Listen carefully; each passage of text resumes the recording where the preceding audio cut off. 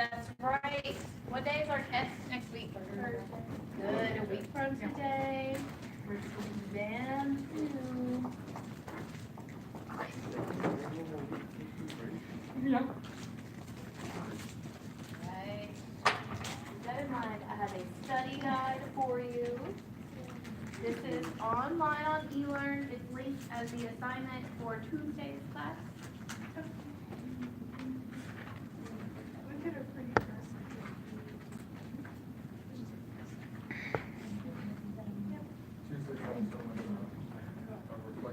Good, that's right. Caleb also wanted to remind us that Tuesday is when your service learning reflection is due if you went with us last Friday. With the homework 4.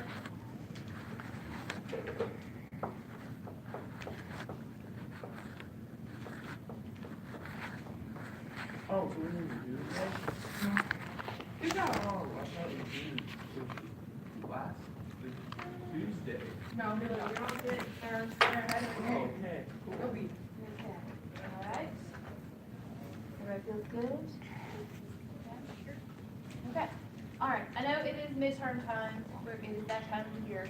Take your time. Now is the appropriate time to start studying for environmental studies exam number 2, so that you have time to study for this exam as well as your other ones.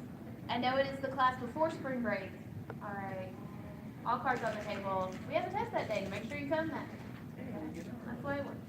When you're done with the test, you're done with the test. And then we're not carrying any material over until after spring break. Okay, go to spring break for all of it. Okay, we're continuing our discussion today of our next use of land, which is to hold our trash. Okay, all of the different land use things that we've talked about thus far generate a tremendous amount of waste. They produce all of this industrial solid waste. We've been really focused on what our municipal solid waste is, because that's the stuff that we actually have hands-on that we deal with. And that's what all of our pictures are. Today we want to wrap up and we'll share our graphs. That's what we're going to do at the beginning of class today. And then I want to talk about solutions. What happens with this trash after you put it in either the recycling bin or the actual trash can? Okay, lots of it ends up in landfills, like the one that is pictured here. So we'll talk about what are the good things about landfills, what are the disadvantages of landfills. And each option that we have for dealing with our trash definitely has pluses and minuses. We do a fair job here in the United States of trying to make sure that our waste isn't litter. It's not just like open trash that goes someplace. That looks great. Like what Rebecca just found in her chair. Try to get it in an appropriate bin. But I want us again to be thinking about the full life cycle of this trash. What happens to it after it gets into the bin? So we'll talk about landfills first. We'll talk about incinerators. We have all these disadvantages that go along with landfills. Is there a better way to deal with our trash? Definitely burning it is an option. There are some advantages to incineration. There are disadvantages to incineration. The best solution, of course, is to do one of the 4 R's. Move beyond just 3 R's. Okay, we have 4 these days. What are those 4 R's? How can we start to apply them to our daily lives? How can we start to apply them perhaps to our manufacturing processes so that there's less waste before pre-consumerism as well as post-consumerism? And one thing that I want to stress today is the difference between mitigation and an adaptation response. And that recognize that recycling and throwing away our trash appropriately is an adaptation response that allows us to respond to a problem that we have, but it doesn't solve the actual problem, which is what we're going to consider a mitigation response. And again, our idea is prevention. We keep hearing that term over and over again. And mitigation responses allow us to prevent problems before they start to happen. Okay. All right. So we have this image that comes from chapter 21 in our textbook, which deals with solid waste. This is definitely showing you kind of a flow chart of what happens for these different waste items. According to what they are, we handle waste differently. Some of it gets recycled, some of it gets recycled better than others. Some of it should be going into compost. Our food waste and our organic yard waste should be going into compost. I know we're generating waste today in trash, so maybe you're like, right now. And some of it does end up in the landfill. And remember, our problems with our solid waste trash is first and foremost that it's ugly and it smells, it can spread disease, it can maim and harm organisms, it can pollute the environment as it breaks down. And then a significant fraction of it, and perhaps a kind of growing fraction of our solid waste trash, is something that we consider actually hazardous. It's flammable, it's carcinogenic, contains heavy metals that can leach out, it's radioactive. We don't know what it contains or how it will break down, and so we need to treat it in a very responsible fashion. And for many communities, they don't have a way to deal with that hazardous waste. It's difficult for them to do so, and for many of these different products, we aren't aware of what the possible hazards are that come with them after we're done using them or even as we're creating them. Yeah. The place where I work, Kroger, we have the salad bar that usually gets set up in the morning, and then Yeah. parts of it, like the fruits and stuff, get put into compost to become animal food. Good. So when I was supposed to be done, somebody approached me, and they more or less just like, well, that's wasteful. I'm like, it becomes animal food. It's still wasteful. No, it's not. It's better than if it went directly in the trash. Exactly. And so, again, there are gradations to this. It's a continuum. Would it be best if a person actually ate it as was intended? Definitely. Did that happen? No. So, is there a way that we can deal with this in a more responsible fashion? Definitely composting and turning it into food, not for humans, but for other organisms as it was partially intended. That's an excellent use. That's really responsible. For companies that generate a lot of that type of waste, it makes a lot of sense to do these types of things because it's a big portion of their waste stream, and they can actually feed into a process in a stable fashion that's like, hey, every day we're going to have a certain amount of poundage of food waste that can become compost. Here you go. That's really, really helpful. It's harder sometimes with smaller places and small businesses, and that's I think again where we need to rethink what we're going to come to think of as our industrial ecosystem. What coming out of your business or your process can feed into another process? How can we close these systems? And that's the next step to kind of start to take. Definitely, that's awesome that Vanessa, I was okay. What I want you to do is take about 3 minutes and look over your graph. I think every group got it back, or if you had it on your computer, bring up your graph of our recycling habits and our trash habits that we had for the last couple of days. If you weren't able to be here in class on Tuesday, that's fine. Email yourself with a group that exists. You can participate in today's activity. I'm going to give you about 3 minutes to go over it. Yes. No. Do you have a Mac? Do you have a Mac? Nope. Okay.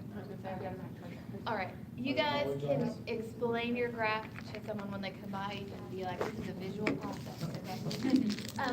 What I'm going to ask you to do is in 3 minutes, I'm going to ask one person to stay with your graph and explain it to people that come by, and the rest of you are going to stand up and travel around the room, and then after a couple minutes, we switch. The person who's sitting explaining their graph will stand up and travel around, and the other person who's in partnership can come back and explain their graph. Okay? Okay, so what are you trying to communicate with your graph is what you should suss out here in these 3 minutes. Go.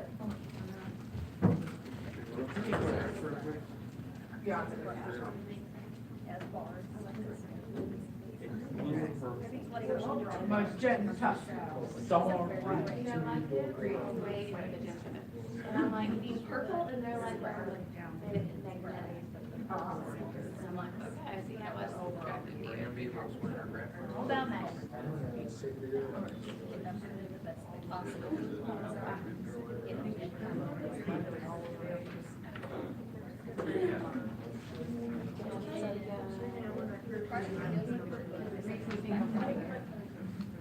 Associate what they are with the actual practice.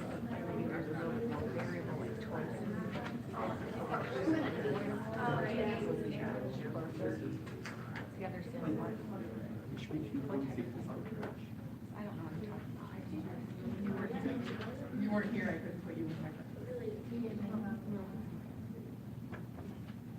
Sorry, you weren't here. President's approval, so I detail it. I think, yeah, so we just tell them, people come around, we're just showing the difference between each day and the overall total.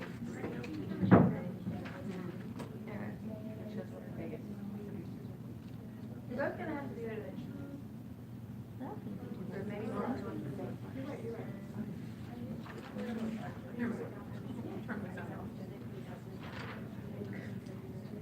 Okay.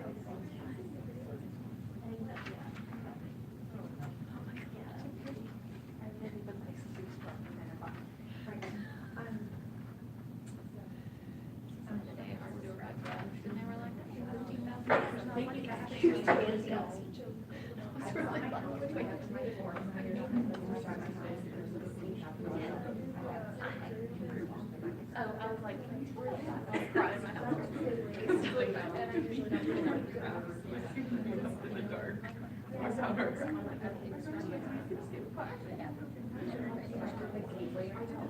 I kinda gotta be in class. I can't wait to see her. She's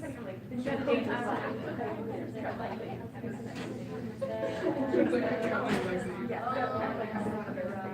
We both, I mean, we both are. So what if we both? Just keep me updated if you're like, I'm still high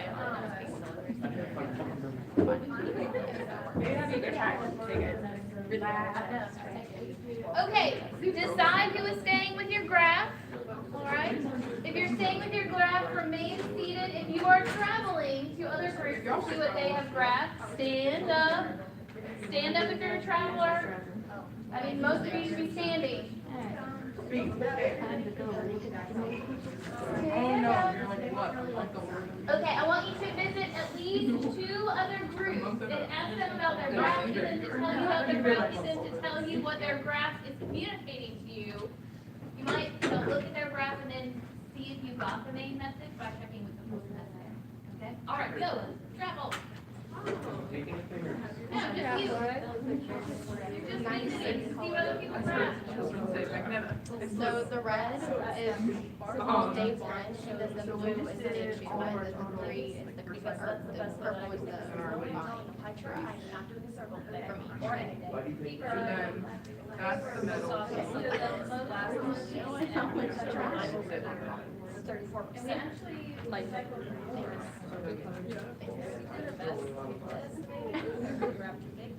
You throw away a lot of plastic? yeah, it is.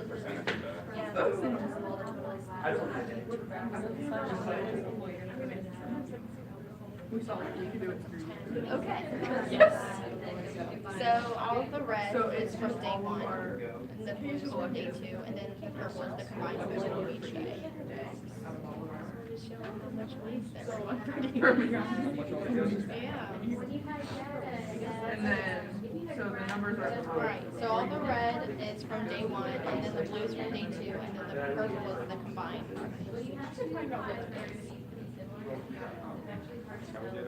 What are you talking about?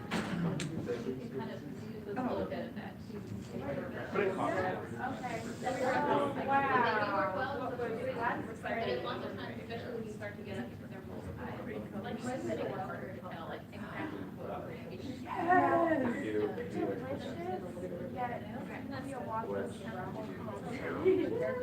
Yeah, and the teaching through, going right back to your.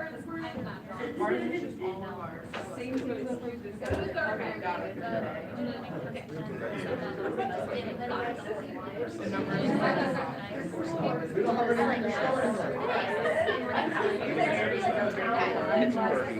Thanks.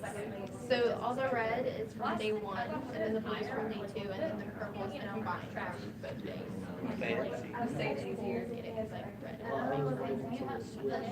Yes.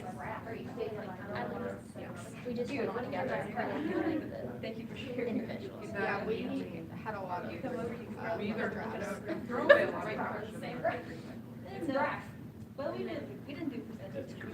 Okay, if you are seated, finish your spiel. If you're talking to someone, if you are seated, stand up. Okay, you are now a traveler. If you are just an explainer, stand up and you get to move around and talk to other people. Yeah, you can talk to each other. We just broke it down by day and then combined.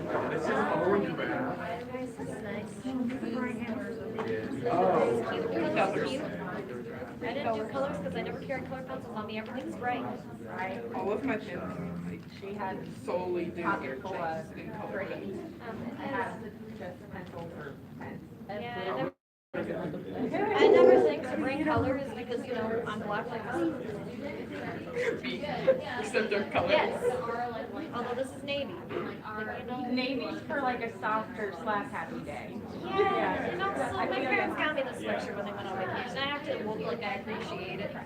Making you work. Particularly for our cohort of people. I don't know, this is And second's always fine. Royal blue. And we just put on a shirt. I would maybe shake some of it about what Amelia really is, but I'm not that kind of person. I graduated, I graduated, I'm an adult. True. That's all I gotta say. 15, 20 years. So that's what we got. So we Nice. can more ways of I like that it's separated. I chose not to separate them in our graph because, you know, I don't have time for that. I can respect that. Okay. It's the individual days and combined. Oh, yeah. Our graph is Each day, but it wasn't that much like a time. And I just think it's really interesting how paper is such a huge.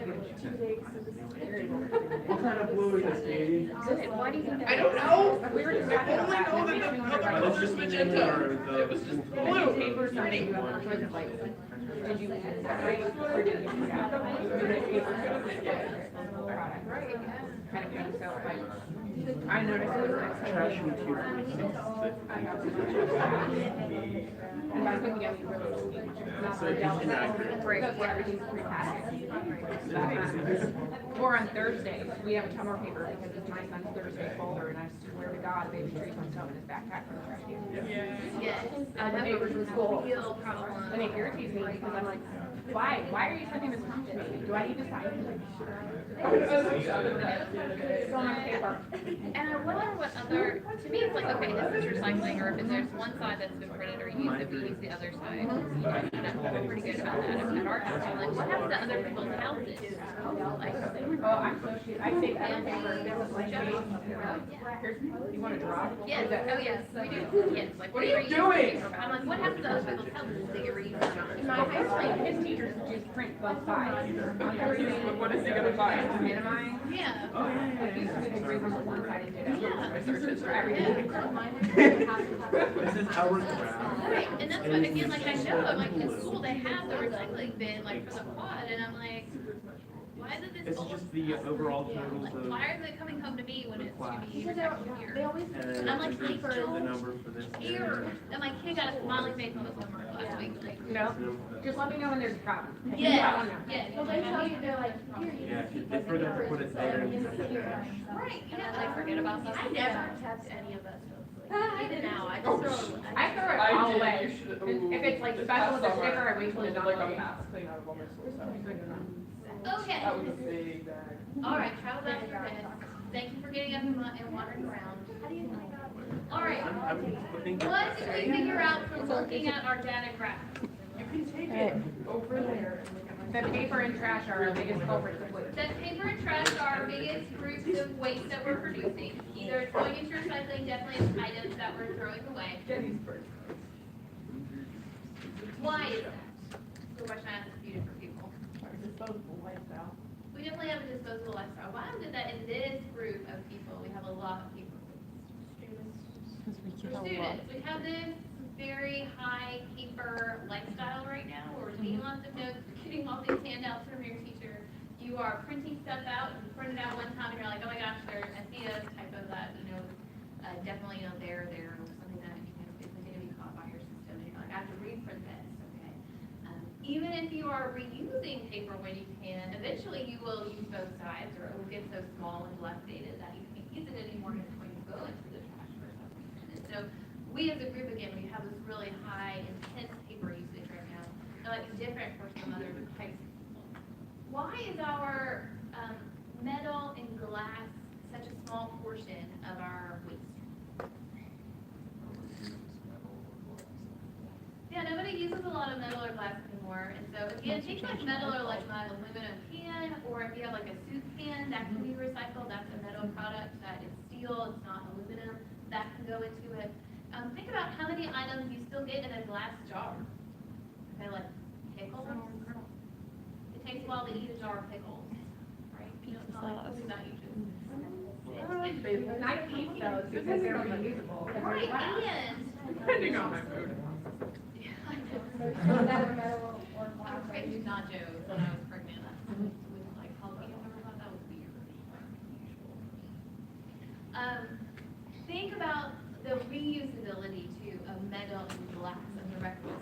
Like oftentimes those things have nice lids and you can reuse them. They lend themselves to holding things really easily, to being cups again, or plant pots, or marker containers, like whatever. More so than your plastic, which is easily flexy and has broken, or it's gotten discolored, or it's gotten dilapidated, or, you know, the cardboard box, okay? Like, yes, you can peel that apart and you can draw on it, but, you know, it's gonna get soggy and then less useful.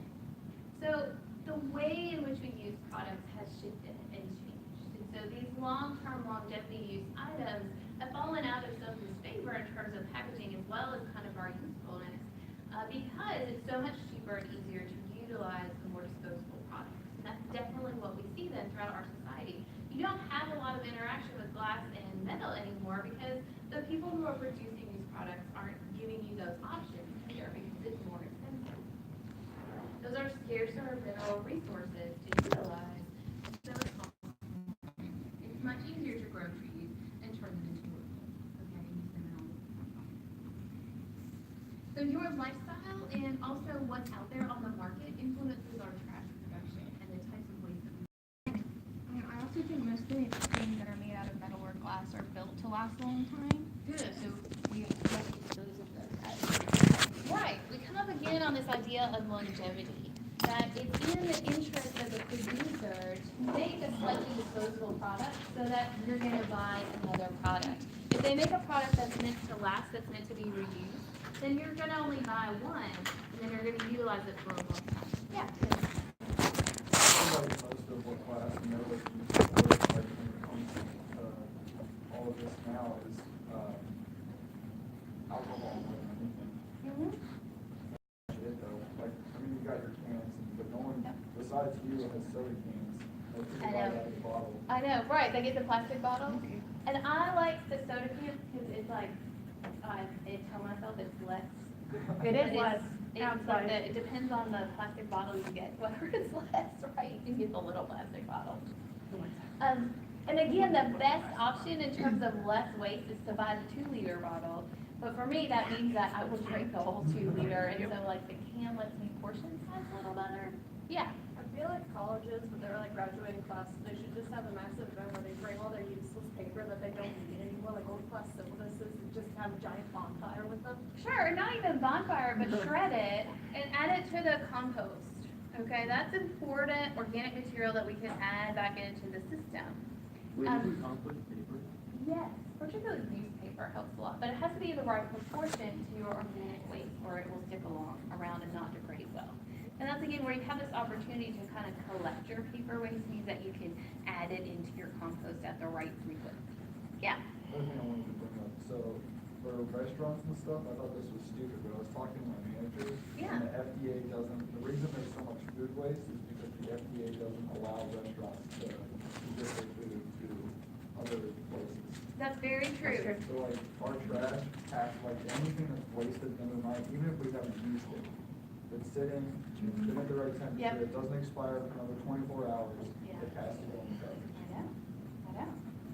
And those are important safety precautions so that we don't spread disease, so that we don't generate disease-causing organisms.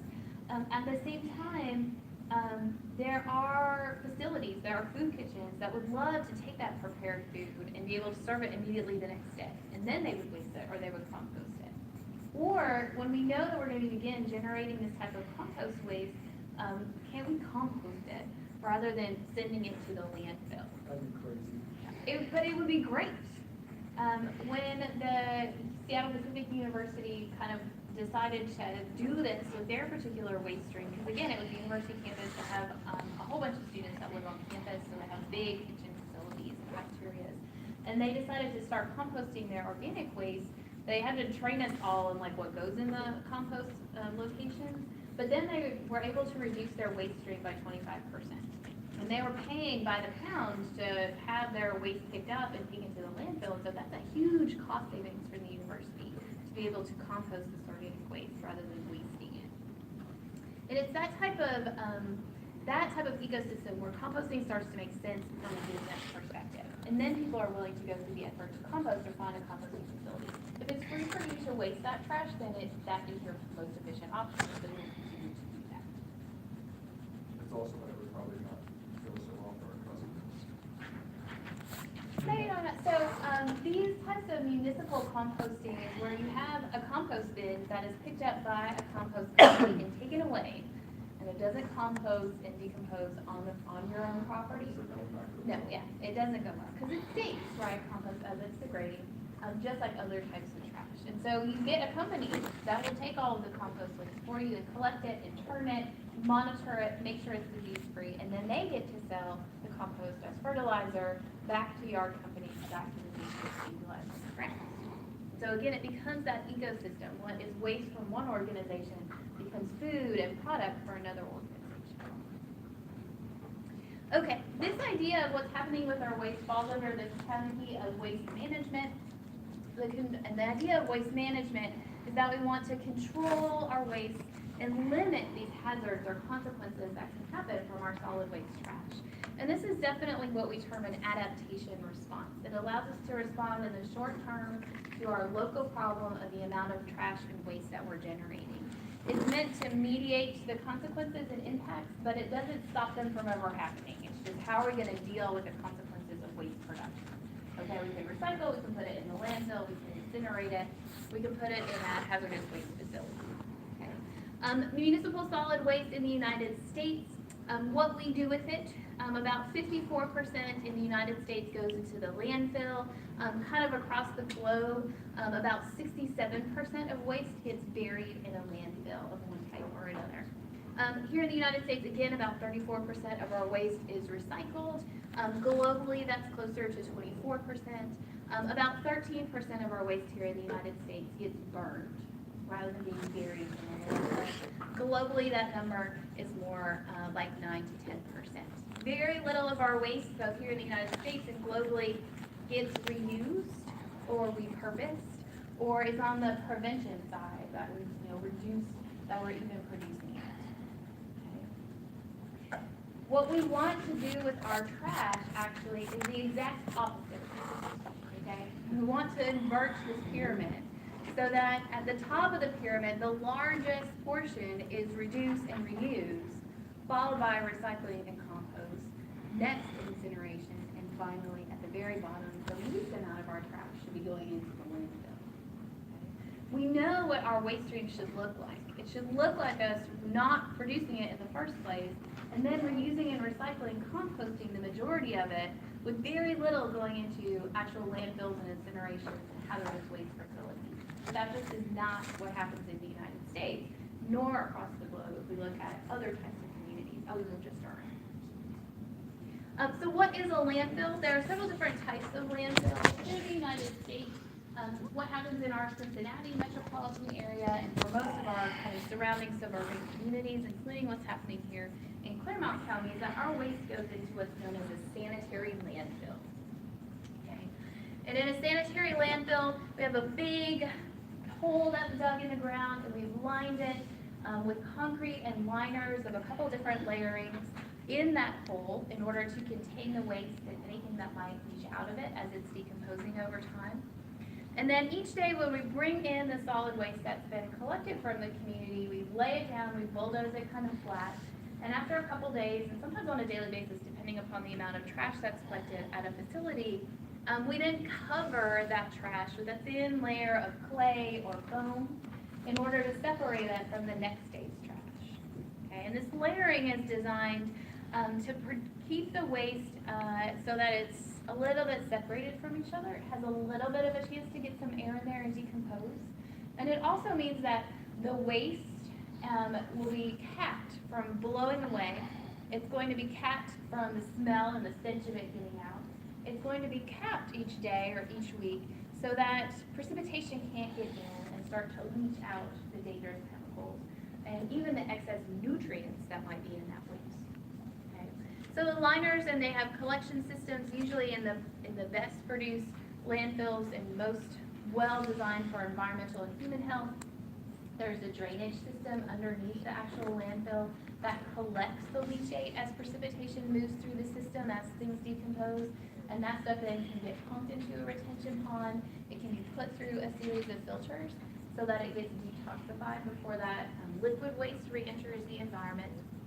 And this capping system also means that you can collect methane. you can collect the natural gas that's produced from the microbial decomposition of the waste that's in the landfill, and then you can burn that to create electricity. Which means that in many cases, in sanitary landfills, they actually produce enough electricity on site to fuel all of their operations. And they may even be able to sell some back to the electric grid, the electric company in their location. Okay, that's a well-formed sanitary landfill ecosystem where we're collecting all of the waste, we're dealing with it in a significant fashion, we're preventing the spread of disease, we're keeping stuff from blowing out or running out of the system. We're collecting the methane gas so it doesn't become a greenhouse gas. Methane is even more potent on a per molecule basis in terms of heat retention and carbon dioxide. And we can actually get something out of this. We can actually produce energy and electricity that we can sell and support ourselves. That's what we have. That's what we have access to in well-established urban environments. But a sanitary landfill takes time to produce, and depending upon the size of the community that it serves, they can fill up really quickly, again, depending upon how much of the community's waste stream is ending up in the landfill. It is not the job of the landfill operators to sort out the recyclables or the compostable organic waste and divert that into appropriate systems. They pick up your trash, what's in your trash can, and they dump it directly into the sanitary landfill. Okay, if you have decided to place it in the landfill, it goes to the landfill. Unless what? Unless it's one, Rumpke goes through it all. Oh, do they? Yeah, you should never pay for recycling with Rumpke. No, yeah, you don't pay for recycling with Rumpke. In my community, we have a recycling bin, or recyclables, that's all collected together, and then we have a trash bin. They collect them separately, They Yes. collect them separately. but it doesn't matter. Right, but if you put recyclables in your trash, They go through. They oh, go they through will go it, yep. through. Oh, that's good. All right, I like Rumpke a little bit. I like to leave the lid off open off my trash can. And then it rains. I feel you. That's the first world problem, right? Like, oh, I gotta dump the rain water out of my trash. Okay, in many places around the world, there's lots of rural communities in the United States where they have a smaller trash influx and they're serving a smaller tax base. We still have open pit landfills that are common. And an open pit landfill is when you have dug a pit or you have a field where we're collecting garbage. And there is no liner around the bottom of the system. There's no capping procedure that takes place. There's no real leachate control. There's not any litter kind of control. There's no fencing around it usually, so the wind can pick up trash and move it around the system. There's no methane collection associated with this. The way the system works is that you bring your trash and you dump it on the pile and you get to walk away. There may be occasional burning in order to reduce the amount of trash that's in that particular location and deal with smells that have built up, particularly during the summertime. But it's much less controlled of a waste stream than the sanitary landfill. And again, for 65–70% of the world, this is how they deal with their trash. It's a traditional midden system that we've used throughout human history, where again, we dump our trash in one location and it degrades. The difficulty with the open pit system is that it allows for environmental contamination. It allows for the spread of disease, it allows for organisms to come in and feast upon the waste, and as our society and our waste stream continues to increase, it's easy to build up the open pit system and have to then create another one for you. It's particularly problematic for people who live very close to the open pit landfill. It becomes very unsanitary. Okay, so how much trash is there? This is an infographic that's showing us with the darker red colors, increasing tons of trash in landfills per person in that state. So you'll notice that some states have an intensification of trash. Either they have, low people numbers compared to the amount of trash that they're housing, or they have a big population that has generated a lot of trash, and that is sitting in their landfills. Here in Ohio, we're kind of in the middle. There's 31 tons of trash in landfills for each one of us in the state of Ohio, which is like 31 tons of trash. That's a lot. I'm trying to visualize that in my mind. And a little bit, it's better than California. It's better than Nevada. It's better than Pennsylvania. States that are doing particularly well, it looks like, are places that like North Dakota and Idaho. They don't have any. They don't have a lot of people there that are producing a lot of food.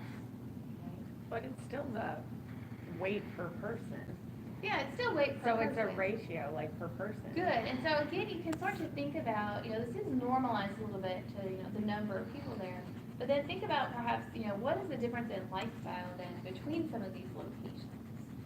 Or what is happening, in places like Washington when they're shipping their waste to Oregon in some cases, okay? Like, remember that this is not a closed ecosystem, like there's interstate trade in trash and recycling. No trash. Yeah, and so again, it's like there are different things at play. And so that's definitely what's happening in Nevada. Nevada doesn't have a huge population, but they are home to lots of the country's hazardous waste. And so they have a high number of trash per person in Nevada, partly because their state has been chosen as the dumping ground for some of this stuff. And so we ship stuff there on purpose. You can make money doing that for your state, but then there's the cost, there's an environmental. Okay, so landfills. If we look at what's good about a landfill, it's cheap. Okay, that's first and foremost when it comes to managing waste streams. The landfill is incredibly cheap and easy to operate.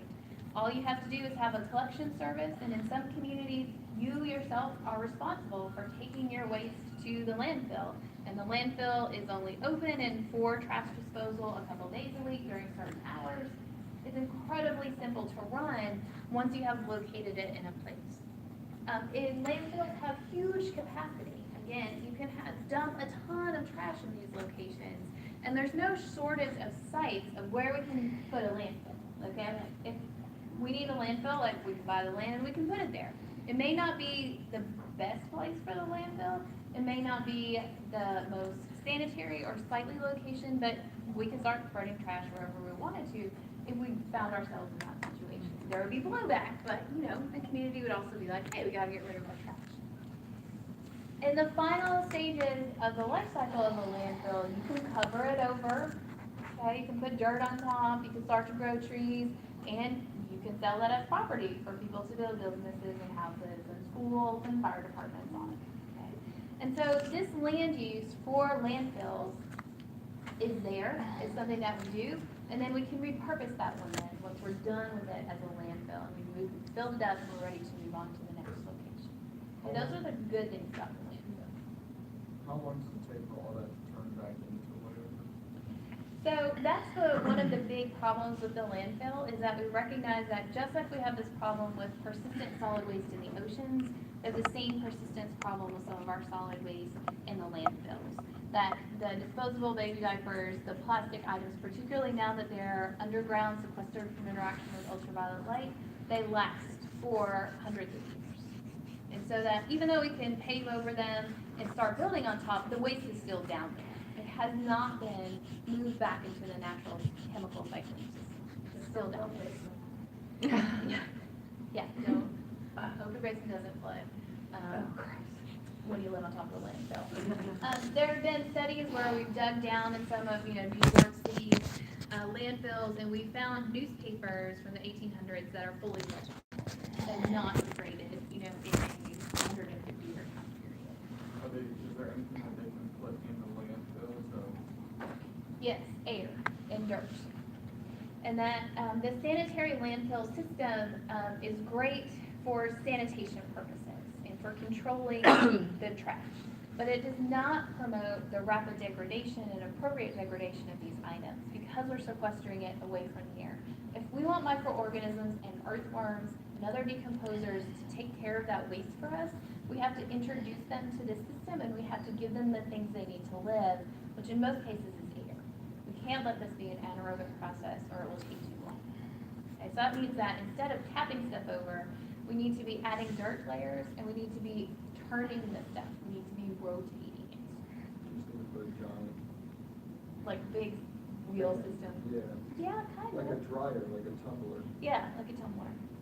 Good. And again, that costs. That's the next level in waste management, and it's going to be expensive to start that and to put that in place in facilities because that's what's actually needed. Rather than compaction, we need aeration. Does that help at all, I know a lot of people that have those trash cans that turn their trash into little. Oh, yeah. Oh, The trash compactor? like Wall-E.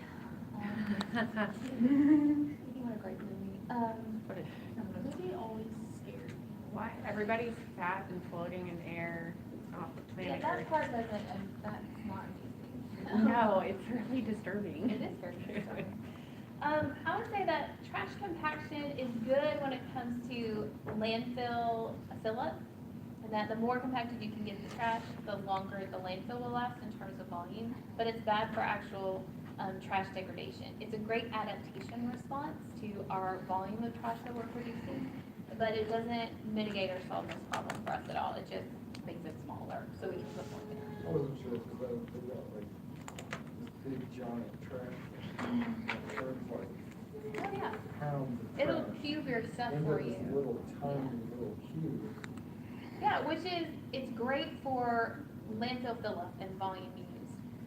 It doesn't help at all with degradation or the actual fact that we're making trash. Machine, but No, yeah, because it's so compacted that nothing can't get any air in there to actually fuel these fires or microbial degradation.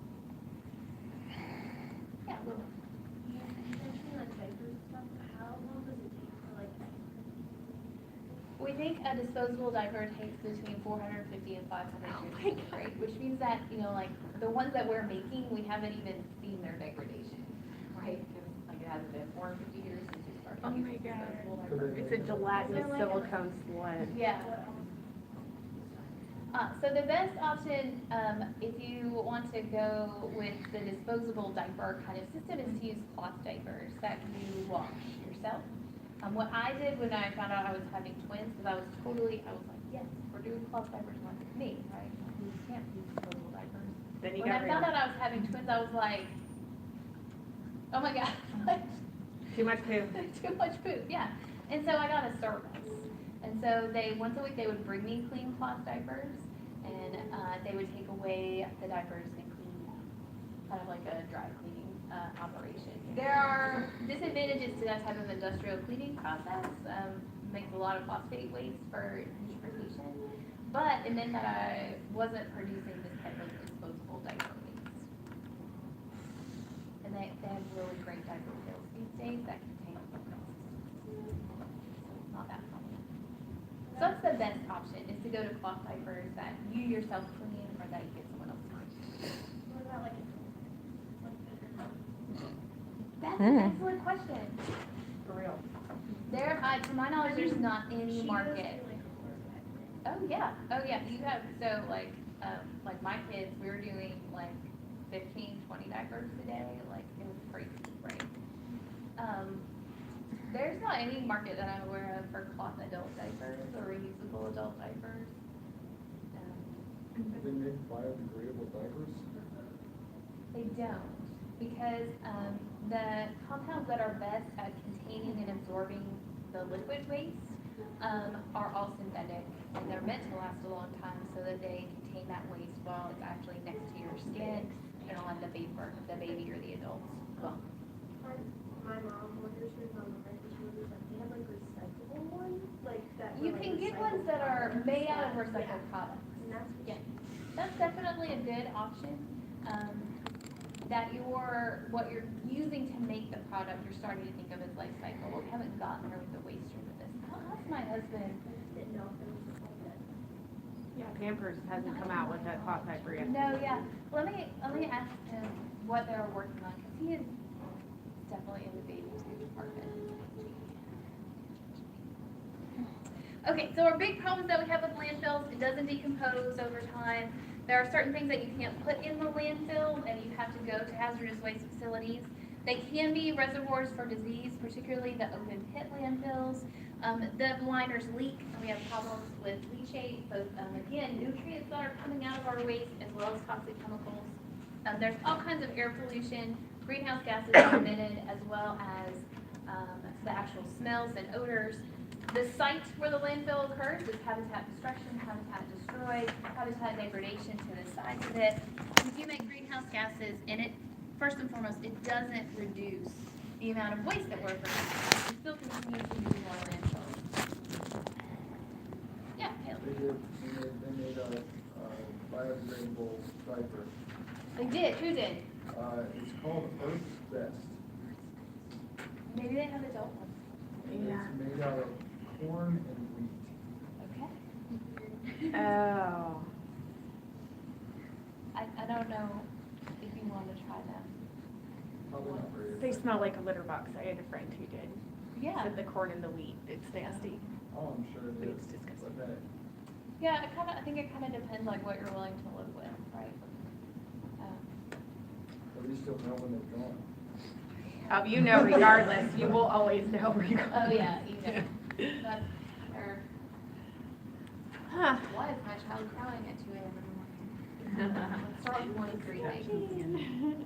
Okay, so instead of burying our waste, we can burn it, and that's incineration. And this is, again, usually waste to energy incineration. We'll talk a little bit about how energy is, electricity in particular, is generated in most of our fossil fuel burning power plants, and it's very similar to what's happening here. This is where we take a waste, a solid waste, and we set it on fire and we burn it. And the heat that's produced from that is used to vaporize water into steam. That steam is put under pressure, and it's used to turn the turbines, to turn the blades of a turbine. And that turbine then moves a generator inside a large electromagnet, and as it's flipping back and forth, it creates electricity. Okay? And that's how we can go from burning trash to electricity. If we use it to create steam, and then that steam does the work of turning a turbine for us to generate electricity. You just have filters with it. There's no filter for the carbon dioxide and stuff. Totally, and so that is a big kind of part of this process, is that it reduces the volume of trash. We get ash at the end that is buried in a landfill. It's hazardous. We can put that in the correct hazardous waste facility, but the volume is much reduced. The heat is used to make electricity. The big problem is the pollution that comes out. And that as we're burning stuff, we get carbon dioxide, we get particulates, the soot and the ash that's up in the air. We get a variety of hazardous gases that might have been incinerated along with the waste, that we need to capture that. And it's that capture, it's that filtering largely of the air pollution that's produced that makes this problem expensive. That's really energy intensive, kind of downstream from this item. Okay, so the advantages of incinerators: it reduces our trash volume, it concentrates our hazards in ash in a smaller volume that's easier to deal with, that's easier to store long term, and it produces energy to offset the costs. Okay, so why don't we do it a lot? Okay, well, it's more expensive to run and operate these systems, and it's harder to deal with the air pollution at the end than it is to have buried this underground and kind of naively think that it's gone and not causing problems as the waste is underground. Okay. It's also expensive to build these facilities, much more expensive to start their operation than to dig a landfill and start dumping trash in it. And so the added expense, the added needing to deal with the air pollution, is what means that less of our waste goes into the system. More and more communities are moving towards waste incineration because they have such a high volume of waste that's coming in that they're filling up their landfill too quickly. And this is a really efficient way to reduce trash volume. Okay. So the disadvantages: it's really expensive to start up and build, particularly compared to a landfill. You have all this machinery in place in order to burn the trash efficiently and effectively to get actual electricity generated. That's a whole step of added facilities that have to be built. There's air pollution that's produced, but in lots of cases it's better than the landfill in terms of air pollution because we're directly capturing the heat and the methane, and we're able to transform that into energy and electricity. And because all of the waste and all the air pollution is being generated in one facility, in one kind of smokestack, we do have the option to put in filters to catch things like the particulates, to catch and absorb certain of the hazardous chemicals. Our CO2 scrubbing abilities are there, particularly for the newer kinds of incineration plants, for the newer types of fossil fuel burning plants. The problem, the next step comes is once you've captured the CO2, then what do you do with it? Okay, where are you then going to put this captured CO2, whether it's in a gas or a liquid form, or if it's attached to some other type of compound? what are you gonna do with the CO2? And that's the part of that CO2 scrubbing, CO2 diversion stream that we haven't figured out well. We do get this, some of the ash can be very toxic and it needs long-term storage, just like our other hazardous materials, and that's expensive and problematic. And just like the landfill, the incineration facility doesn't actually reduce our waste production. Okay, it's still an adaptation response. It doesn't actually mean that we've solved our problem of having solid waste. Yeah, Caleb. Did you see the store in like, I think it's in France, that's plastic free? No, but this is how we don't level.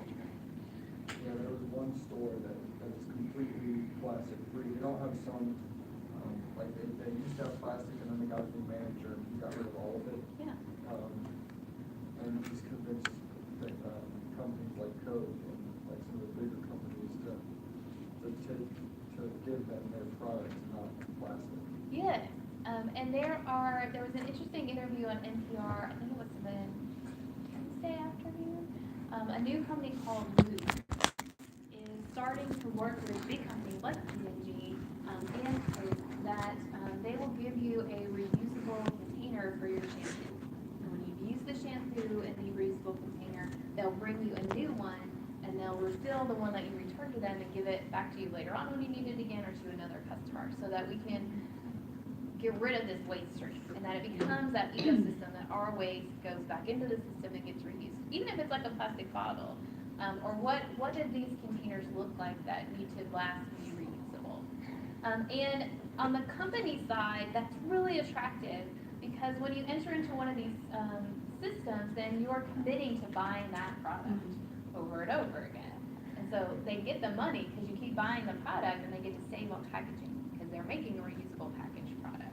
And they don't have to worry about trying to sell you a new one in a fancier package because they know you're getting it. The other thing that comes in really handy to think about is that where in your life can you take your packaging with you? Okay, when I go to the grocery store, I take reusable bags so that I don't get the little plastic bags. When I was living in Delaware, we visited the co-op a lot, and they didn't give you the plastic bags to bag your veggies in. You had to bring in your own bags to put your veggies in. And so like if you wanted a whole bunch of green beans, or you wanted a couple peppers, or you wanted, those green onions, they're always really wet, right?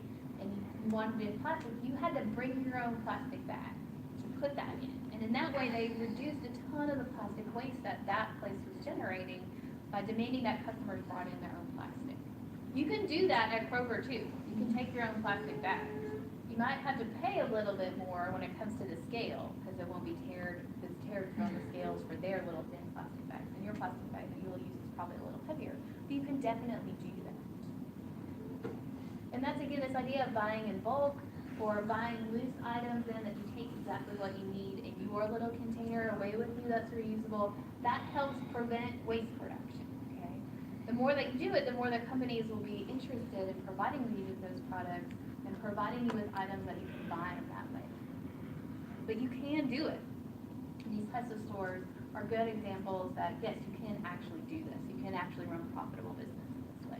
There are products out there you can stock your shelves. Okay, so instead of landfills and incineration, what we really should be doing is the 4 R's. And we're aware of reduce, reuse, recycle. We put a ton of emphasis on recycle. We do much less with the first R, which is refuse. That's the prevention principle. The idea that rather than taking in this waste to begin with, to not do it. That idea of taking your reusable plastic bag to Kroger or frequenting businesses that use less packaging. Okay, refusing the waste to begin with is the best option when it comes to solid waste production and managing solid waste trash, is to not even generate it in the first place. And again, what we should be doing is reducing, reusing, recycling, and then a very small fraction of incineration and burying. But we know that what we do is the exact opposite. And that's the transition that is on refusing and prevention of production rather than on cycling. Okay. What's really when it comes to recycling is to recognize that 80% of municipal solid waste, that small fraction of total waste that we actually produce as consumers, is recyclable or compostable. Just a reminder of the advances we have already made in recycling. In the United States, 96% of lead acid batteries are recycled. Okay? 72% of newspapers and phone directories are recycled in the United States. 76% of steel cans and 50% of aluminum cans are recycled. We have a recycling culture, okay? We're there, except in some places, okay? We have gone from a dramatic shift of no recycling to recycling, okay? This is the phenomenon of Earth Day, okay? Where they were like, look, you can do this. It's fun, it's easy, it's sanitary, it's safe. And your community can make money doing it. You know, you used to get paid to bring in aluminum cans and glass to the recycling facility. It wasn't a whole lot, but you did get paid for it, okay? Now that your community takes up your recyclables for you, they get to make all of the money. They don't have to pay out as much anymore to get recyclables.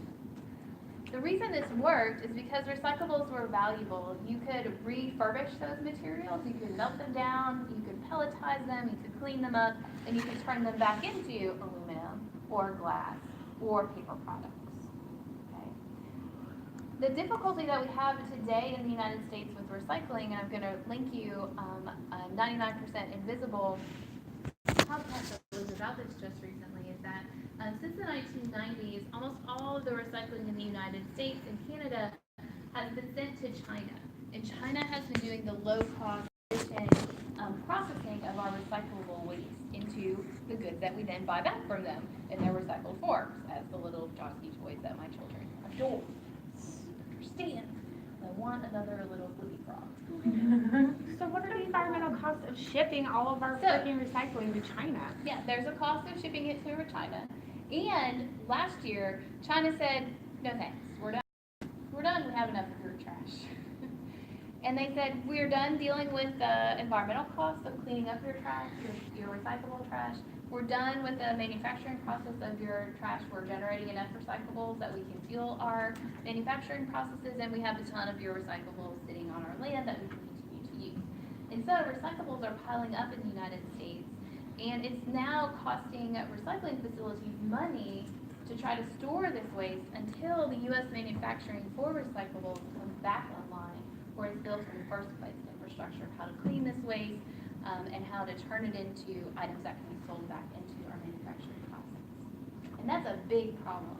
That means that communities are stopping taking certain types of recyclables because they can't handle them because China's not taking it. That's a big problem for landfills in terms of volume of trash produced. And it's a big problem for us in that we don't have a way to deal with this waste. Okay, so what we want to move to instead of this adaptation response, and remember that recycling is still an adaptation response. Recycling is still dealing with the waste that we produce. In no way does recycling prevent and change the amount of waste that's produced. What we really need to do in terms of waste management is much more of a mitigation response. We need to moderate or eliminate the cause in the production of this solid waste, both regionally and long-term. We need these goods and items that we're wasting to be useful products in other industries.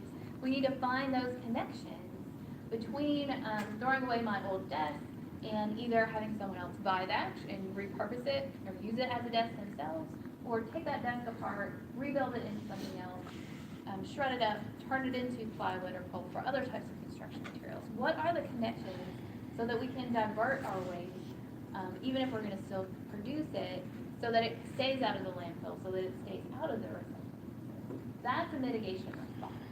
Okay? Mitigation is refusing to generate the waste in the first place. Okay. Mitigation responses tend to cost more money, but they solve problems long term by cutting off the source of the problem. Okay? Your buying and purchasing and using a reusable water or coffee mug means that you stop generating the waste that you have by buying single-use items or even by recycling the plastic that cups that you're getting those things. Okay, that's a mitigation response. Okay. When we talk about refusing, reducing, and reusing, there are lots of interesting ways to get people to reduce or to reduce or to reuse. One thing that seems to come in handy for some communities and certain portions and sectors of society is shared use. To say that, okay, we know that our community needs leaf blowers and they need ladders, and we know that we need pressure washers, and everybody needs a screwdriver, but you don't need it every day. Okay, so if we can share that, if we can have a repository of tools, like we have a repository of books, and then you can go and get out what you need and bring it back, then we're making and using one thing, but then 10 or 15 people can use it and share it. We make less waste. We use less products, both pre-consumer and post-consumer. And so shared use items are gaining traction. The idea that we even have shared use offices and office space today, right? Like you go in the morning and you utilize the loft space, someone else comes in the afternoon and utilizes it. Tool libraries are perhaps where this has worked out the best for different communities, and that people don't have the space to house these items, but they have a need for those big items every once in a while, and that the access to tools means that people can reuse and recycle and repurpose items that they otherwise would have thrown away. Yeah, okay. Is there some sort of cost? There's gotta be some sort of cost. Oh yeah, there's a startup cost to the tool library, but lots of tool libraries operate on the donation process that this is an item that you yourself are then using or is in a lightly used tool, so I'm going to donate it to the tool library rather than putting it in the trash, and then they'll use it till they break, until they run out. And they may even fix a lot of the stuff after it's broken, having been involved with But these. who's They are the tool library operators. They're usually nonprofit organizations. They get started by raising money and donations in order to buy a space to be the actual shed that houses the tools, and usually to run some type of co-op system so that people open it and kind of check out tools and keep track of who has what. In Seattle, this has kind of turned into a bit of a business, and that some of these places have gotten really big and they actually have employees that monitor the tools and fix tools and help people use tools correctly. There's insurance cost that comes with it. You got to have a security system so that regular Joe who needs this tool doesn't just come and get it and start using it in their business and keep it indefinitely, aka steal. So there is cost definitely to start it, but when you go at it from the donation perspective, it's pretty easy to start. Is there like but like as the person using the library, probably pay some You sort might of- pay, I think in Seattle, we did this in our neighborhood, I think it was like $10 a year to have a tool library. Wasn't that big a deal? And like, I mean, there was like a wait list for the pressure washer, right? That's not a big deal. You don't, yeah, and I have several, but, you can wait 3 weeks to pressure wash the side of your house.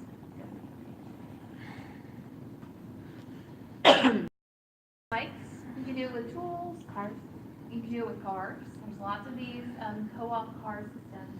All of those longevity, hard use objects that are expensive for individuals to have and to keep, share them, okay? It reduces the number that have to be manufactured. It lets them have a longer life. Other things that seem to work really well are regulations that are then enforced. We say, hey, we're not going to have styrofoam cups. You know, if we find that your business has styrofoam cups, we'll give you a fine. Places like Finland outlawed non-reusable drink containers. There's no more single-use plastic in Finland. Everybody uses metal or glass, and they religiously return them for the refunds. And they've gone to 95% of beverage containers are now refillable. They've solved their plastic waste problem. Plastic shopping bags, 3 states and 130 U.S. cities have outlawed plastic shopping bags. You can't even buy them when you go to the store. If you want to get one, you have to pay for a reusable bag. Styrofoam food containers are outlawed in 5 U.S. cities, and there are lots of places in the European Union and Canada that refuse to take certain types of waste, particularly electronic waste. And so the manufacturer is required to take back those items when they're done and dispose of them or recycle and reuse them appropriately. And you pay a tax when you buy those items in Canada and the European Union so that the manufacturer recoups some of that waste process. Definitely, like we bought a TV when we were living in Canada, and it was like advertised whatever the price was at Best Buy, and we tromped down there and we're like 4 graduate students, and they're like, oh, there's another $50 tax for electronic waste. And we were like, Well, that was unexpected, okay, because like $50 was a big deal. And so we had to pay another $50 on top of the list price of the TV so that it could get recycled appropriately when we were done with it. Okay, which to us in the United States, we're like, oh my God, a tax for recycling and reusing, but hey, if it means that the waste gets handled appropriately, maybe that's worth it. I think they should have at least advertised that, or had that. Oh, part yeah, of the definitely, pricing. yeah, Best Buy, I mean, maybe if we had lived in Canada our whole lives, we would have been aware of this, right? But like, no, it was a shocker when we went to the cash register and they were like, here's your tax, and we were like, I remember how we much it didn't bring that was. much money with me today. I remember how much it was when we took our TV to Best Buy. Right, and so, and if you take it to some of these places, you I don't do think have it was to- 50 though. No, not in the United States. No, I don't. Okay, let's see what's next. Okay, remember that in recycling, there are a couple different classes of recycling. Primary recycling is when the object is utilized for the same purpose. We take aluminum cans, we crush them, we shred them, we melt them, we turn them back into aluminum cans. That's primary recycling. Same thing happens with glass. To a lesser extent, it also happens when we recycle plastics as well as paper items. Those things get turned, in case of paper, back into wood pulp. It can go back into cardboard and paper production. Secondary recycling happens when we're going to transform the object either up or down, up being into something that's more valuable, downcycling when it's transformed into something that's less valuable. Secondary recycling is when it's transformed into something very different than its original purpose. It's broken down into the components of the original material and utilized as other resources and other processes. Definitely when it comes to recycling, we definitely have to collect these materials and convert them either primary or secondarily into things that can be resold. And so again, the throwing away of recyclables comes with a cost. It still has to be processed as waste. It's just handled very differently than throwing it away or burning it. There's a couple different ways to recycle. Those systems that make more money ask the producers of the recyclable material to separate and sort their recyclables. What's become of ease and what has helped increase recycling rates, though, is to allow consumers to place all their mixed recyclables in one container so they don't have to do the sorting themselves. That costs more at the downstream because then the recycling facility has to sort rather than having you sort for them. Definitely what helps to really increase recycling rates in communities is to, again, ask people to pay a fee per bag or pound of trash that they produce, but yet make composting and recycling free. So that if you're paying on a per pound basis for your trash production, you'll make less trash because you want to have a smaller bill when your utility bill comes around each month. Yeah, Morgan. We're working with the raw meat stuff, like the chicken breast, we have Yeah. a display of the case. Those come in boxes, but those boxes we can't put in the same baler as those because they're coated in wax. Good. So items that contain food have to be cleaned before they can go into recycling. Okay? Or many times there's a wax coating or a food that usually oils, so think about your pizza box, right? That can't go into recycling. You can't clean that out easily of recycling. And so some classes of recyclable products shouldn't actually go into the recycling waste stream. And when they end up in the recycling waste stream, they contaminate and pollute other recyclables that they're mixed in with, particularly in the dump everything in the bin category. My pan here, I will generally take home with me each day after class, and I will rinse it out a few times, and I will dry it out at my house, and then I'll put it in my recycling bin so that it's clean, so that it's waiting in my garage, it doesn't get all stinky and gross and attract flies and stuff. And so that when it goes to the recycling facility, it's ready to be recycled. If I put it in the recycling bin here on campus, it doesn't get cleaned before it goes to the recycling facility. It can get on paper in the mixing process and make that paper less useful. Okay, it can contaminate things. So that's another stage of this recycling that I don't think we here in the United States are very well aware of. The idea that our recyclables need to be clean when they go into the recycling system. Some facilities are set up to clean stuff, but the mixing of your waste pollutes lots of the recyclables and makes them less valuable. Okay, so good point, Morgan. Okay, that's where I want to end it today. Again, this idea of upcycling and downcycling. Upcycling, you transform it into something that's more profitable. You take plastic Coke bottles and turn them into a handbag. You can sell it for a lot more than size of Coke bottles. Other things get downcycled, they become, less useful than they were before. You take a big rubber tire and you turn it into a planter. That rubber tire is repurposed, it's reused, it's recycled, but it's less valuable as a flower planter than it is as a tire. Okay, that's kind of the difference between upcycling and downcycling.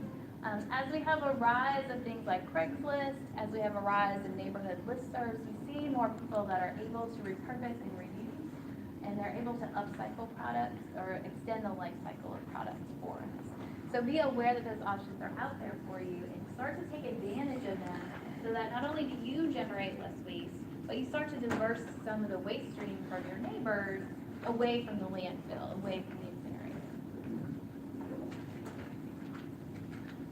Okay, here at the end of class today, I have a worksheet for you to answer a couple questions. First of all, put your name on it so that you get credit for being in class today.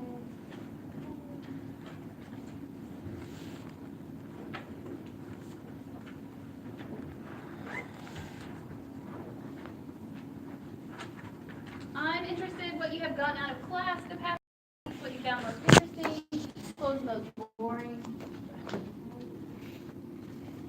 It helps you synthesize a little bit the material that we talked about, and it definitely helps me when it comes to this and next year.